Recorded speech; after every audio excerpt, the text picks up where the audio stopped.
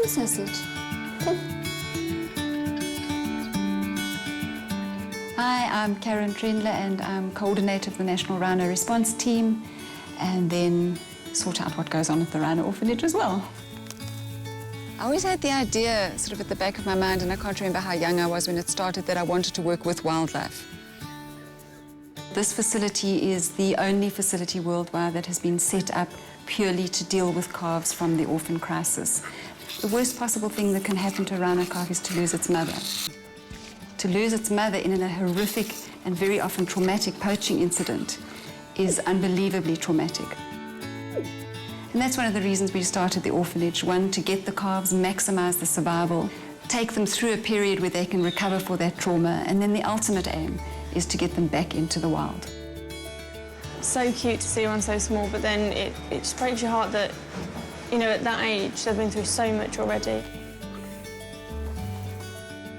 The biggest challenges that we have at the Rhino Orphanage are that we need to then be able to give that calf what it had with the mother, that one-on-one, very close bond, the security and the care and the time that it spends with the mother, learning how to cope in the wild.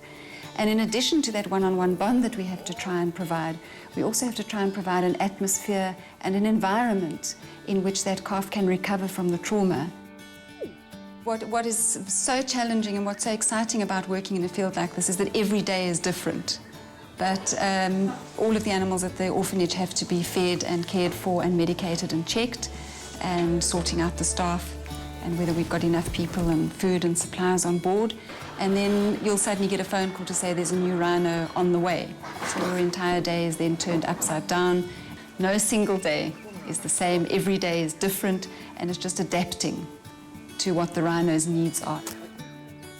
I've probably reared more calves and worked on, more injured rhino than, a lot of the other rehabilitators, and been so privileged to have those opportunities. But with it comes this massive responsibility. You can't walk away. You have to be on call 24 hours a day. If a calf comes in, you can't say, well, sorry, I'm actually going to dinner instead. Thank you to FNB Savings and Investments, who saw the need for this project right from the start. And if it wasn't for them, the world's first rhino orphanage wouldn't have been possible. Sadly, if the Rhino Orphanage wasn't in existence and if we didn't have the Rhino Response Team, a large number of these calves would die. You are responsible from the time that an animal comes into you and you rescue it.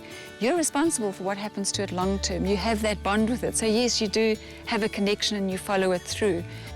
By nature, I'm an optimist. There has to be a light. Sometimes it looks like an oncoming train.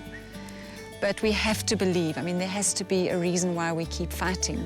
For us, the orphanage represents that tiny little ray of hope, where in spite of being through incredible trauma, in spite of being through poaching with all this devastation and awful things going on, those little calves have got a second chance for life.